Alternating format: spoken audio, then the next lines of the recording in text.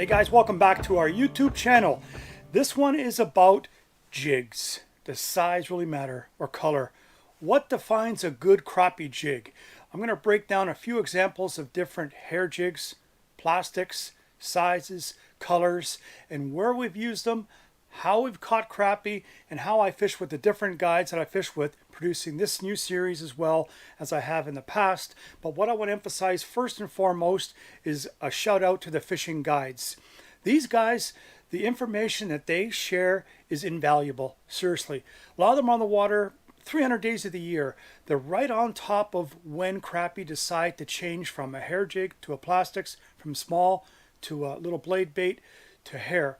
It is so imperative. So hooking up with these guides, I've been fortunate my whole career fishing with some of the best ones all across the states, Ontario. It doesn't matter where it is, the different variations of how to catch crappie, what baits to use, and number one, being versatile on changing baits. Now, first off, we went on a couple trips so far this year filming for the new season. And in Louisiana, it was a real eye-opener, okay? Highly pressured area, okay, in Henderson Lake, in near Cypress Cove. And the guy I fished with, Hayden Richard, excellent fisherman, guides all the time on Toledo Bend for crappie. But he told me we're going to tone it right down. And Karl, I'm going to show you a way how to fish these real tiny little jigs and be able to fish them efficiently. Two ways to present the jig and how to see the bites. What we did was incredible. The baits were so small I couldn't believe that crappie could even see them. But on that little cork system with popping it, until I actually got the groove of popping it right to provoke a crappie, I was just watching Hayden catch fish. Check out how we did it, how he did it, and how you can do it. What am I doing here? So all we're doing right here basically is we're gonna go everything visible. Some things are not visible, as you could tell. Okay. And I'll kind of watch things on this too. You'll see me kind of reference back to live scope. Okay. So if you notice like 30 feet, that's this right here in front of us. All we're doing is fishing cover today. Pretty much simple as, I mean, it's sight target, it's target stuff. It's just literally go from target to target to target. Okay. We're gonna work our way down here a little bit, and then we're gonna kind of pull back up some of these railroad ponds behind us and all this, and we're just gonna work around. All it is these fish are about 2 foot deep, about that deep. I'm throwing a little treacherous jig, he's throwing a hair jig. I'm gonna start off with something a little bit smaller, caught a lot more brim on it, caught more fish on the smaller bait, but we caught better keepers on the hair jig. Gotcha. So that's why I gave you the hair jig first. But we're just gonna go from structure to structure, and all it is just, it ain't very, it's not much. Okay, so basically there's no drag on it, right? When you get a fish, lean back, yep, swing lift the it fish up. in the boat. So there is drag on this. Oh yeah, on the other side if I want to, right? It comes out. When they're big fish. Yeah, but at the end of the day, it don't. Yeah, so mostly it's just lean back, bring the fish in, swing in the boat. The water's kind of dirty. So I mean, I got 10-pound tests on these rods right now. Okay. Not something I'm normally fishing with. Normally it's 6. You know, when I'm fishing, when I'm fishing basically clear water, we'll fish 6. But like right now, we got 10 pound. Okay. And all we're doing right here is basically, dude, don't move it too much. Most of the time, they'll eat it on the first fall. Okay. Basically, the moment you put it in the hole like that and it goes down, they'll normally eat it on the first try. So the float usually just goes right down? Yep. Or you just feel the pop, right? Yeah, you'll see it. You'll see it. Sometimes they'll lay flat. Okay. Sometimes they'll...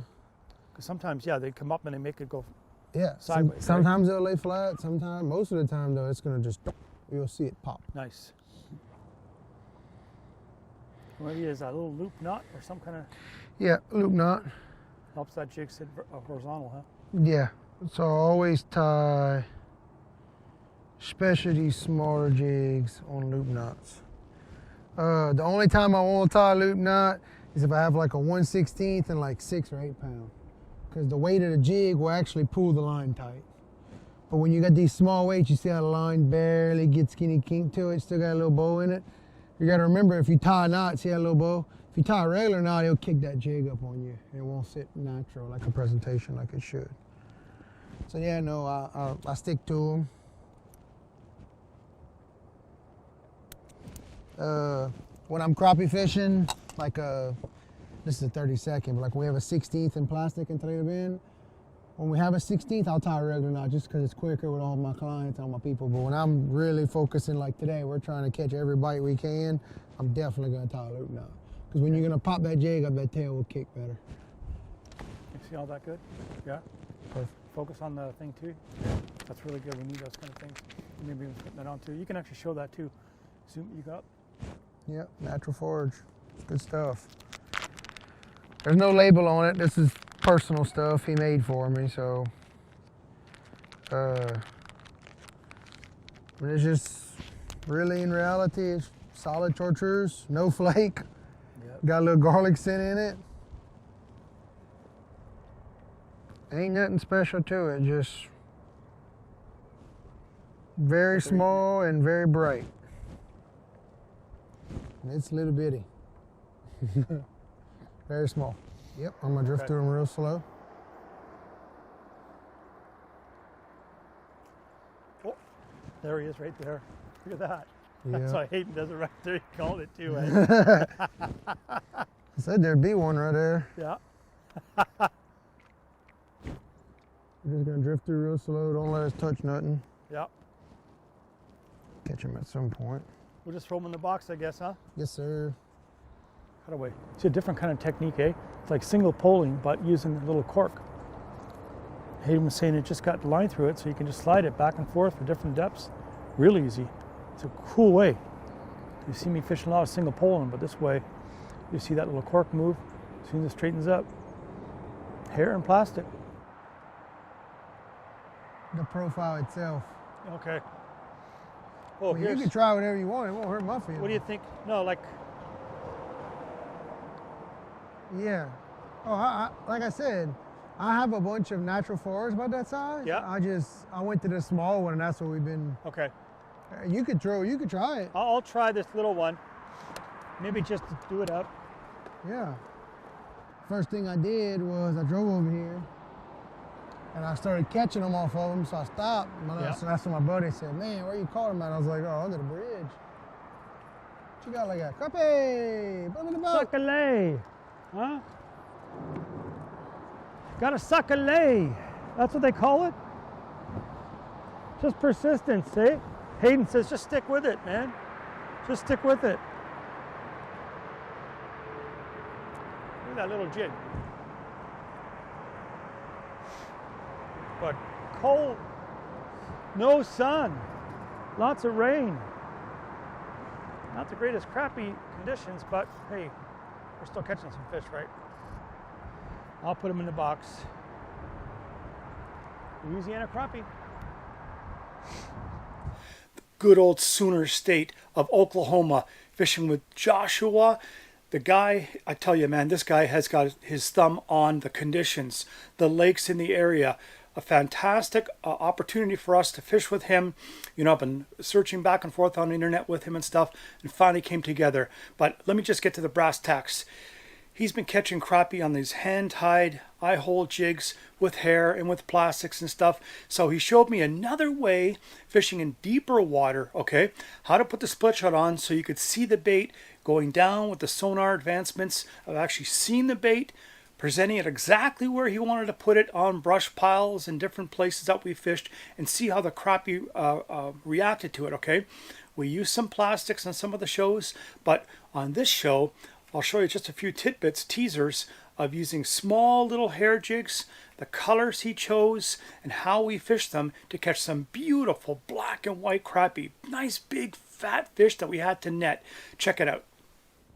What we're going to do is we're going to use this slab magnet by Crappie Magnet, the slab bites. We're going to take this here. We're going to put this dude right in that head right there. This bite right in that head, just like that. Smash it in that eye hole jig head. This is what Mr. Blake Phillips designed this head for, to hold that crappie bite in that head, just like that. Boy, don't that look killer. I'd almost eat it myself. If that hook wouldn't get me, I probably would. And then we're gonna put that on our 8-foot, same rod that we've been using. 8-foot precision cast. 8-foot precision cast by Catch the Fever. Really good rod. number 1000 series reel from Bass Pro. Really good reel. Got good drag. Pitching out to them fish with this rod setup. We're gonna really get close to that hair jig that we've been using for the last couple of days. It's kind of close, not too far off, but I bet you it'll work. Got that nice tail. Crappie Reapers, guys, really good company, make good solid hard baits. They do not come off real easy. You can catch 20 fish before that bait ever falls off. Good baits, really good. So that's what we're gonna use. We're gonna jump up here and catch some more fish. That's the gear rundown, guys. Carl's gonna get one before me, watch his. Got him all warmed up. Got him, there's a giant. Oh yeah, that's a giant. That is a giant. Giant crappie, guys, giant crappie. Oh, come on baby, come on baby.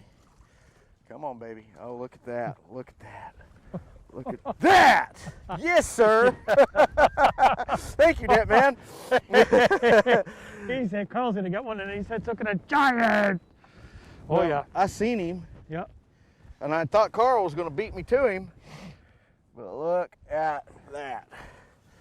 That is what we're after right there, guys. Oh, yeah. That's a stud right there. Look at the mouth on that thing.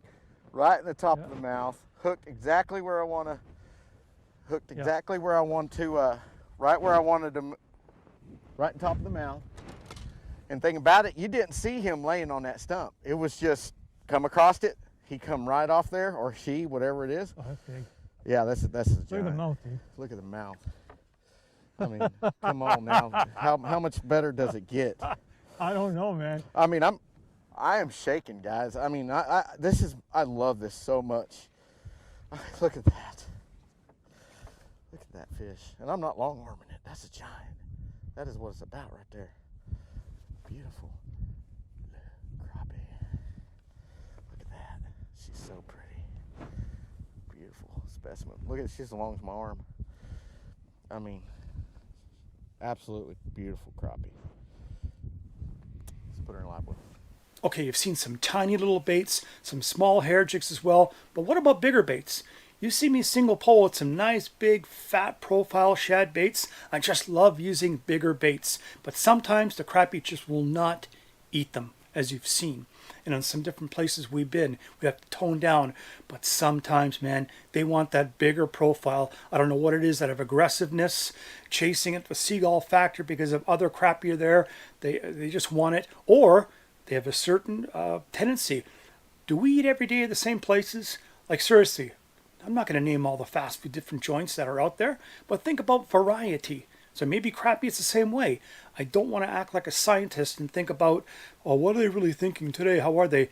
Being versatile. Have some bigger baits tied on, some different colors. But let me show you why sometimes I pick a bigger bait, because the crappie just want it. He's coming. You got him. That's a big one. Oh, man. Oh, come here. Come here.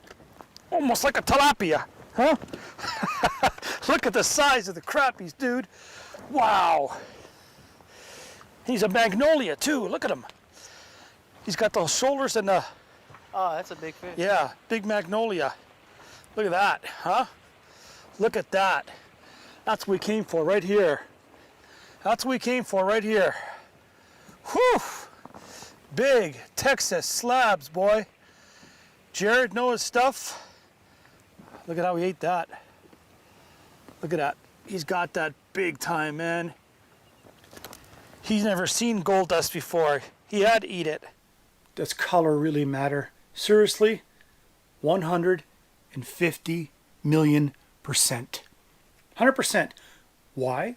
Because it gives you confidence. It gives everybody confidence when they tie in a certain color wherever they're fishing. You know what? And this is somewhat debatable as well too, because you know I fish with so many different guys who insist on a certain color. I just wonder if I tied on my bait similar size to the conditions that we're at in my color, would they eat it? That's something to consider and something I will try in the future. But man, I listen to the guides when they say, Carl, if you want to catch This is what they've been eating. They went from plastic to hair. They went from hair to bigger baits, all kinds of things. Even live bait comes into the realm as well too, about should I use live bait? But I don't think we ever really have to. If we're spider rigging in really cold water, maybe real deep water, crappie, lockjaw, cold front, whatever it is, it's up to you, man. But this is about using different types of jigs for crappie. And color, totally up to you. I use every color in the rainbow. Check out some of my tackle cases and stuff. I've got more than I need. We all do. But that's the key about crappie fishing. Being prepared, being ready. Have the right colors, the right size, the right baits, hair, hard, soft, you name it.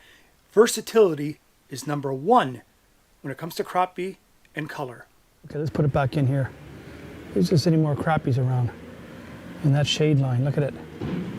I tease them down there and then I bring them up. Tease them and then bring them up. All of a sudden they decide to see the minnow, in this case the slab magnet, and then they eat it.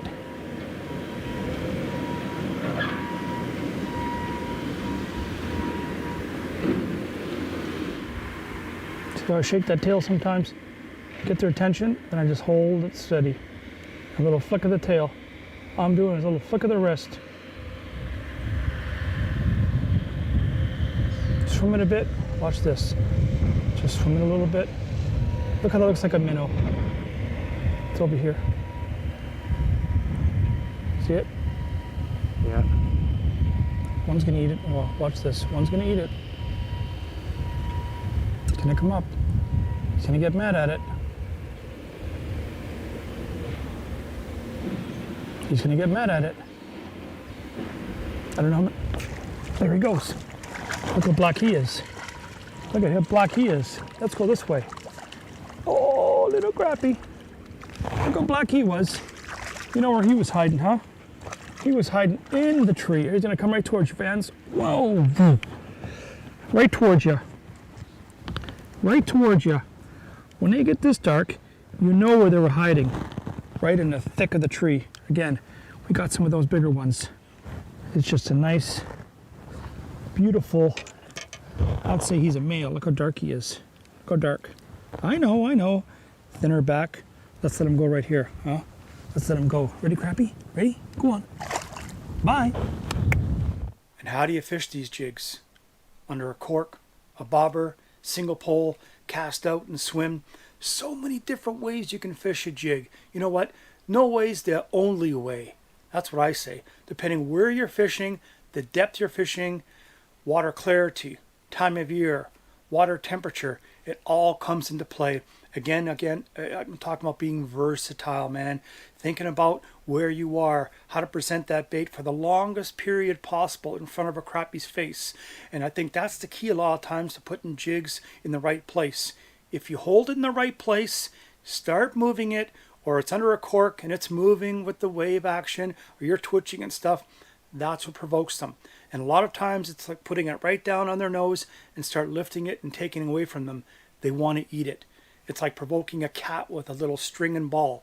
You just want to provoke the crappie to eat it. So just be versatile. Have corks, slip floats, single pole, whatever it takes to catch crappie with jigs, you got to do it. And it's 3.5, 4 feet deep. And they're staged in the weed. Incredible. Most lakes have this kind of stuff. You just got to find the sparse weed. And there's the crappies.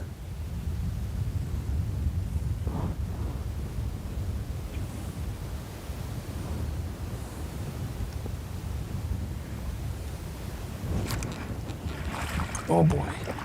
Oh boy. Look at that. How's that? Huh? Ready? Oh boy. Look at the belly on that thing. Look at how he took that slab magnet. Look at it. I think he wanted that. That's what you need to find right there. He poked it. Chartreuse, 1/16 ounce little jig head. White chartreuse. I'd say that's a picture fish, huh?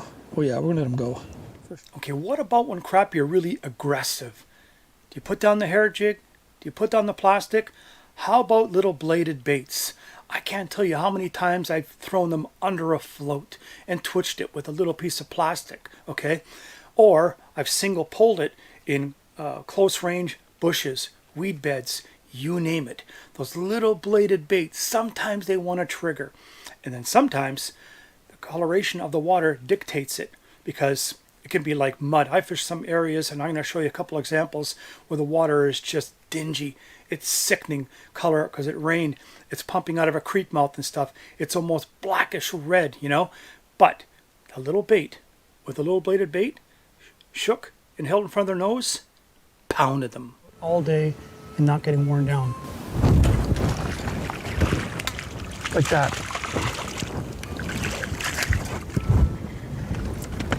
That's how you do it with the fin spin, dudes. Warm water in the morning. Keep your glasses on and you see them. Wow, look how we took it. Wow, sharp little fins, eh? Look how we took that. Wow, this is it right here. A little head, a little underspin blade or some flash. And I got this one in the orange chartreuse with a yellow and chartreuse body and the nice, really sharp gauge hook. They got good gauge wire on these fin spins. They don't open up. And I'm anticipating catching some big black crappie. I'm going to be boat swinging them, so that hook cannot open, otherwise I'm going to lose them. But I've caught enough fish with the fin spin to know that the hook is quality. It's got the craftsmanship, the little flash. I'm going to find different areas and hopefully catch them.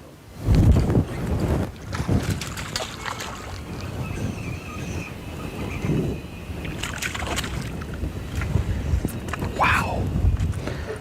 How's that for some nice crappies, eh? How's that? Wow.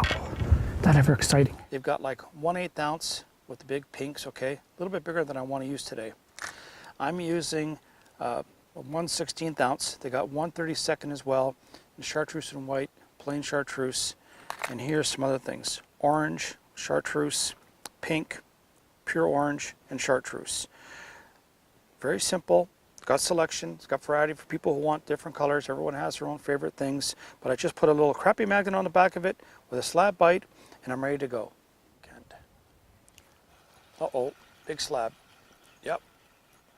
In that weed, dude. In that weed. The fin spin. And the crappie are waking up, dude. The crappie are waking up with the bluegills. The crappie are waking up. That's a decent fish. Good eating size fish on the fin spin. Look at that little bladed thing. I put that float down, man, almost 7 feet. Now I'm getting like some eating size crappie to go with the bluegill.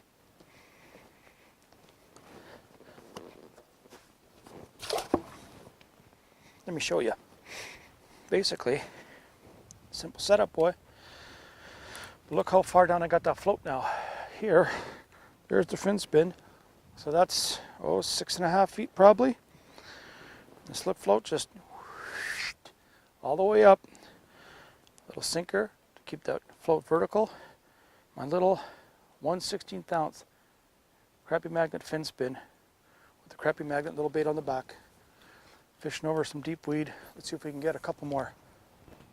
Okay, who still uses tube jigs for crappie? I do. No matter where I am, I always have some small tube jigs rigged. Something about those little tentacles at the back, the little small profile, and that little nose, the little bait. You can pick every color under the rainbow. Is it confusing? Shouldn't be. You pick the ones that are good for you. But me, I have a tackle case that I take about everywhere I can go, okay? Whether I'm flying to places, driving to places, you name it. Even on the back of a 10-speed bike. Whatever it takes for me to get to crappie, I'm going. But the tube jigs, they're always in my arsenal, in my boat, travel pack, you name it. Something about a tube jig, below a float, single poled, or swam through crappie, make them bite. Okay, look at what colors. Confusing, but look at it. Doesn't look like a Christmas tree? You know, right here. Crappie candy, that's what this is. All the colors under the rainbow. Some are trying to escape, but I mean, I keep my options always open because I fish all across the United States and Canada. And you never know what color, where, when, or how. So when it comes to crappie tube jigs, I make sure I got tons of variety, tons of colors and options and stuff. So I'm ready for almost anything. When John Smith in Arkansas tells me pink and chartreuse, Bill Smith in Eastern Ontario tells me chartreuse white, Jeff Smith tells me pink, white, black. You get the idea. Variety is the spice of life. When it comes to crappie tubes, you can never have too many. Let's put it back in the money stuff.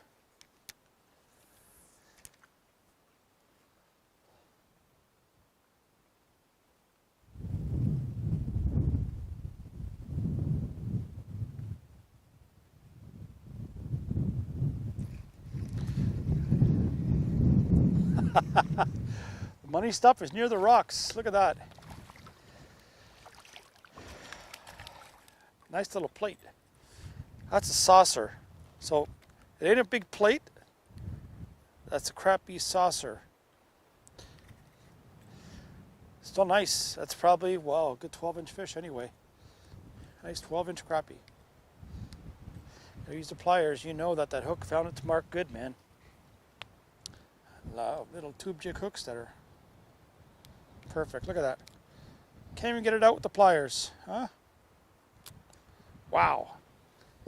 Nice little fish, but for another day. Go on. Okay, what do you think? Do the size and color of crappie really make a difference?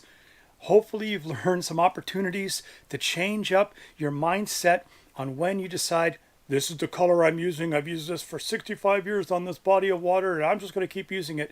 Good for you. Because I fish a lot of different lakes, different times of year, different water clarity, different depths. Hence, the opportunities to use plastic, hair, bladed baits, tube jigs, whatever it takes is the key. The importance of this video to remember is being versatile with jigs. Listen to the guides.